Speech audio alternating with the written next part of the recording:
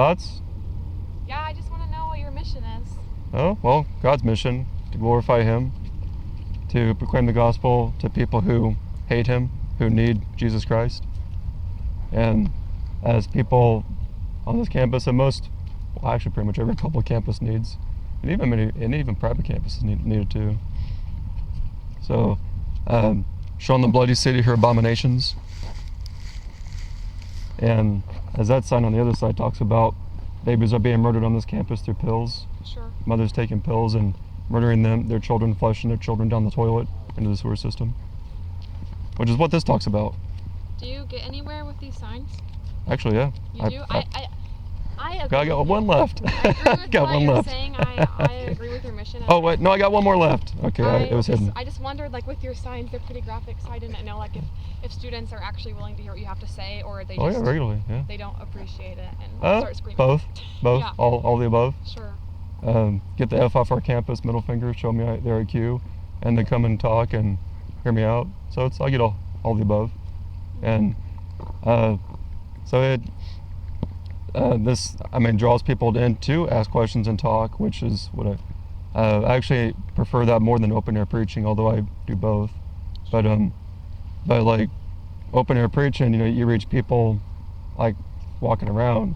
Or like conversations, people can have an opportunity to ask you questions and find out about you, rather than just assume or judge you. Like they can actually find out and ask you questions. Well, and it gives you the opportunity to then find out about students, Yeah. And like why is their perspective the way that it is? 'Cause Yeah, and I have a pretty good idea. All the conversations I've had that people just hate God, and not everyone on this campus. There are some Christians here from interacting with folks, and not everyone hates my guts or hates or hates us. Yeah. Many do, but Of course. what are your thoughts on the all of you profess to be Christians? Yeah. Okay.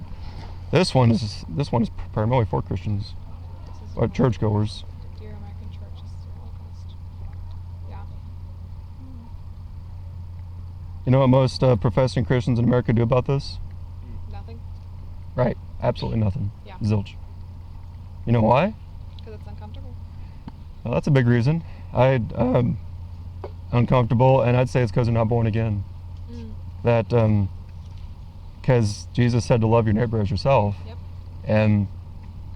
and to deny yourself, and it's like, well, love your neighbor as yourself. That includes everybody, including your preborn neighbors, and who are being massacred in this city, which you may know about, you may not. A lot of people don't know, but babies are being murdered down the street at Planned Parenthood. Yep. You already know about that? Do you all know about that too? How do you know about that?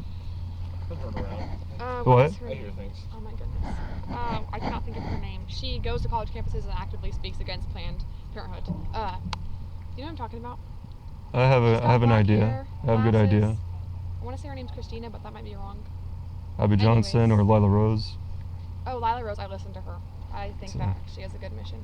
I It's appreciate what she stands for. and that goes into, which I do want to get into, why this Holocaust actually continues. But that's good that you know that there's a Planned Parenthood here. You know how many Christians go out there? To Planned Parenthood? Not to Probably. murder children, but to Sure, speak up just against to- it. Yeah. Not many? Exactly. Not very many at all. Yeah. It's in fact, I have to stand out there alone because there's just so few that go out there, and it's like and there's also not just that place, but there's you may be familiar with the name George Tiller, the baby killer. Yeah. It's Christians realize that name is synonymous with pure evil. His death camp's still open today, and you know how many Christians go out there? Not very many. Almost none. Yeah. Just a few, and so it shows, and that's another reason why people ask me why the focus on baby murder. Of course, they use the A word, which I try to stay away from. Well, it's because babies are being murdered all around us, and most churchgoers couldn't care less. Sure. And people ask me all the time, what about the kids in Gaza? Like, what about the kids being murdered under your nose in your own backyard, right? Yeah. So like we ignore this, and we even people support it. Even professing Christians support this, but they're not Christians. Yeah. And I've met professing Christians on this campus that support doing this to children. Of course, they're not Christians, but I so I put this on public display so that people see it, whether they're Christian or not, and also to show Christians what's happening. Because there are a lot of Christians who still don't know this is going on, which that's a failure of the pulpit to speak against it. It's a failure of their parents to teach them right. And like when I went to Bob Jones, which you maybe have heard of it, it's a Christian school in South Carolina, and most people I talked to there didn't even know that there was a baby murder mill in that city. I'm like, aren't the parents teaching their kids this? No, they're not. Or they don't. What's that? I said, and unfortunately, a lot of people think it's okay. Well, yeah, there's nothing wrong with it because a fetus is not a human. When I'm like, yes, it is. Like, what is the difference from a baby being born versus 5 seconds later in the womb that it becomes a human? Like, what magically happens according to you that makes you think, oh, it wasn't a human before, but now that it's outside of the womb, it is, and that makes it okay, or not okay if you kill a baby outside of the womb, but inside it's fine. That's what you call brainwashing. Yeah. No, I know. Indoctrination. I know.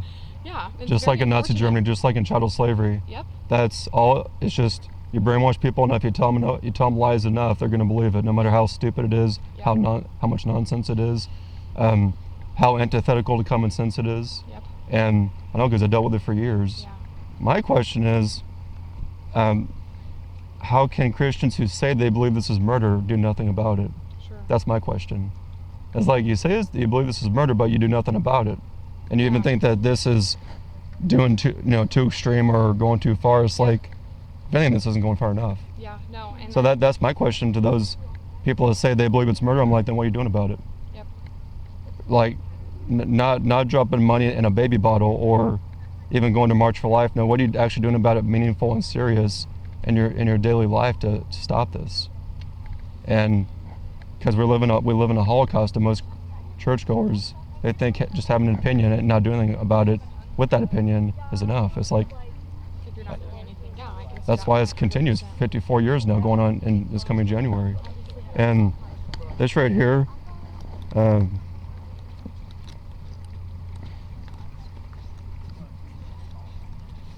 this is especially for Christians. And I do have other literature, but let's say depends on how much you want to know. But that's just more of a succinct explanation of which I already talked about, the baby murder mills that are in Bleeding, Kansas, 2 here in Wichita, and has a couple websites on there. And if you want to know more, I have other literature to go along with that. But would it surprise you if I told you I'm not in the pro-life movement? I'm not a pro-lifer. Do you want to elaborate on that? There we go. Yeah, that's does that surprise you, me saying that? I think it depends on where you're coming from. Yeah. Right. Well, I left the pro-life movement years ago because I saw that all they were doing was regulating baby murder. Mm-hmm. That any mom can murder her baby, and we're gonna pass laws that say how, when, and where you can murder your child. Yep. Wait 24 hours, have your baby's head cut off, or take those pills, murder your child, and you walk free. You're a victim who doesn't know what you're doing, and you should never be punished. Well, then I came across the abolition movement. I'm like, wait a minute. These Christians believe this is murder, and they act like it. Yeah. I recall thinking that years ago, seeing because I'd see people outside the death camps, the baby murder mills, with signs that say "smile" or "hung for life." I'm like, that is so stupid. Yeah. You're standing outside of somewhere where babies. I mean, it's good they're out. In a sense, it's good. They're actually out here, but holding a stupid sign like that, I'm like, it's nonsense. Babies are being murdered here. Get rid of that stupid "hung for life" sign. And then when I, smiling, waving, the babies are being murdered in there. What's wrong with you? And I saw Christians around the country that are actually acting like people being murdered. These having signs like this and screaming bloody murder. I'm like, where are the Christians been that do that? Like, they actually believe this is murder and they act like it. Yeah. And they actually go by the Bible. They don't go by what they think will work. Yeah, sure. So the abolitionists are gospel-centered, Bible-centered, and the pro-life movement is not. The pro-life movement is come in, whatever you believe, as long as you oppose baby murder, come on in, even if you're a professing atheist. Yeah. And forget about the Bible. this culture has rejected that. Just use, science and use reason. It's like, no, abolitionists do use science, Yeah. but that's not our main argument. And so hopefully that makes sense. Yeah, no, it makes sense. Okay, so what do you think about like a woman who aborted her baby but like may not know what's wrong because of like the lies that our world tells you like it's okay, or like speaks into you like, oh well, if you don't want to like carry this baby to term, like you don't have to. Like, how do you feel like, because you just said something about like people not knowing it's wrong? No, you should know it's wrong, but what about a person who is totally ignorant to the fact that it's wrong and does it but then feels awful about it later? Because I've heard like people think, well, all those people should be put in prison. Okay, but like if you don't know. I'm not sure who says that, but one, and I don't want to. I want to address it with this first before I. The Bible says, and this goes into more of the pro-life movement. In Galatians 3:24, I believe, the law is a tutor that leads you to Christ, so that you may be justified by faith. And Paul says in Romans 7:7, I would not have come to know sin except through the law. Yep. So. I read that yesterday. So what's that? I said I just read that yesterday. Praise God. Yeah, that's so pro-life laws, which have almost every one of them, if not every one of them, have exceptions for rape, incest, life of the mother, for murdering a child, and they like say, if your baby doesn't have a heartbeat, then we're not gonna. When he's not protected, and on, regulate murder. That teaches these mothers. I mean, everyone knows deep down this is murder. They all know it. Yeah. But first and foremost, but they suppress the truth and unrighteousness, and they are without excuse, as the Bible says in Romans 1. But like these pro-life laws have numbed the culture to this. Like even well-meaning Christians, Catholics, they have passed these laws, probably not even realizing that it would teach the culture that this isn't murder or it's not a big deal, that this is healthcare. Like they don't treat it as homicide, they treat it as healthcare. Yeah. So like not just the culture teaching them, the pro-life movement has taught them that. We're failing them. And it's taught, the pro-life movement teaches that every mom who murders her baby is a victim, every one of them, who should never be punished, ever. Yeah. And they actually oppose any legislation that would treat this as murder, Yeah. and that would not, like an abolition bill, and I'm more trying to answer that question too, going into more in depth, but an abolition bill would treat this as murder, like basically laws that protect you and me would protect a baby in the womb. Then anyone who violates that law and murders that child will be put on trial, and if it's determined that they're guilty, then they should be punished.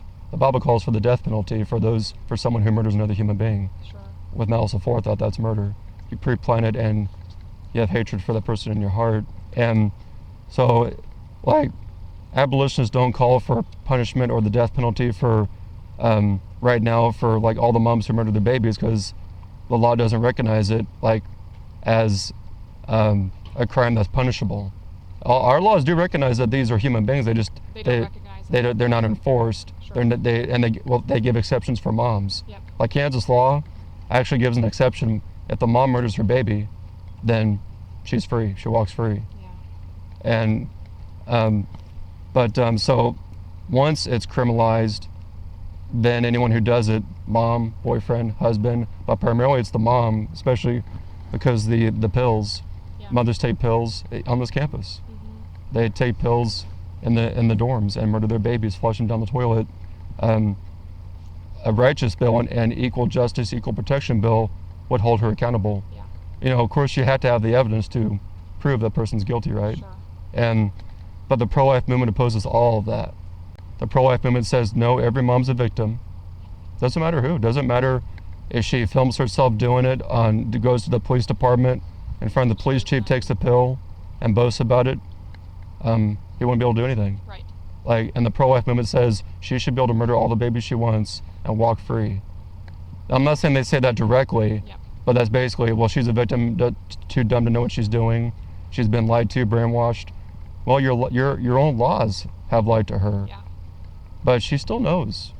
But we need to get rid of all these so-called pro-life laws that have taught her that this isn't murder.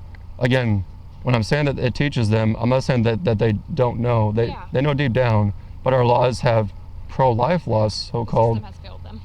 Have taught them wrongly. Yeah. It's like, which is ironic, right? Yeah, right.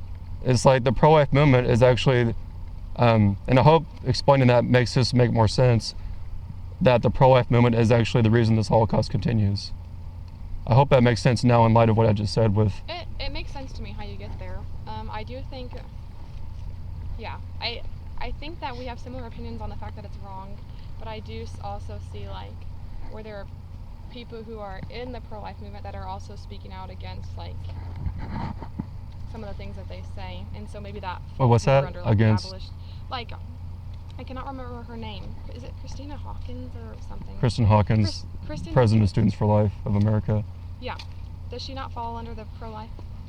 Yeah, she's a pro-lifer who's adamant against abolition. Adamant.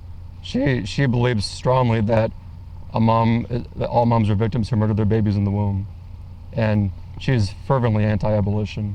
I see. So she actually worked. I don't know all the details because this was, I don't know, a year or two ago, but in Idaho, she actually spoke against the abolition bill in Idaho. Okay. At least she actually wrote a letter about that, but I don't recall the details, but I do recall that. So she and many other pro-life leaders are fervently anti-abolition. They don't want any law that would provide equal justice and protection for every baby in the womb, because they realize, well, if we do that, then moms who murder their babies are going to be punished. Well, they should be. Once it's criminalized, they should be punished. You murder a child, you should be punished. Yeah. Just like anyone who comes on this campus today and kills any one of us, they should be punished, right? Right. Why would anyone oppose punishing them, right? Yeah. But they say, well, because it's the baby in the womb, they don't know what they're doing. They've been lied to. It's like, well, how many people who murder born people have been lied to? Yeah. Right? Their parents lied to them. This culture, it says there is no God. I mean, they've been lied to. Yep. But we don't say, go ahead, walk for murder more people. Yep. So that makes 100% sense. It's crazy. To me. Yeah. So it's like, what? Basically, in a nutshell, the pro-life movement has carved out special murder rights for moms as long as they murder their baby soon enough. Yeah. I mean, in a nutshell. Yeah. Does that all make sense? Sad. No, it makes sense 100%. It's just awfully sad. It's what? I said it's awfully sad. Well, it is very sad, and that's why I explain it to Christians, because so many people are giving their hard-earned money and time to organizations and politicians having no clue what they're actually doing. And like for instance, and you may not be familiar with this, but the Speaker of the House there at the Capitol, Dan Hawkins, he's a pro-life leader, spoke at the March for Life this past January at the Capitol. He's the reason we can't even get an abolition bill heard. Refuses to even give it a hearing. Another pro-life leader who won't even give the bill a hearing. Yeah. So that's happening all across America. And this has been overwhelming, I'm sure, but if you do want to know a little bit more, would y'all like one? Sure. I don't mind being a fire hydrant. You're definitely drinking from a fire hydrant. That's okay. So that just goes into more of what I've been talking about. And okay. Well, thank you so much. We actually need to go in there and get lunch and then go do homework. But thank you for... Oh, you got more homework. Yeah. Yeah. Right. Thank you for answering my question and just being respectful about it. I think most people on this campus probably assume that you're not as respectful as you are, so I appreciate that. Oh no, I don't know why they would assume that. Well, the signs maybe they scare them off. But what was your name? Nicholas. Nicholas, I'm Caitlin. Nice to meet you. Caitlin. Bryn. Bryn. Judah. Caitlin, Bryn, Judah. Yes. Okay. Thank you for your time. Thanks for coming by and having a conversation. Of course. Have a good one. Yes, sir.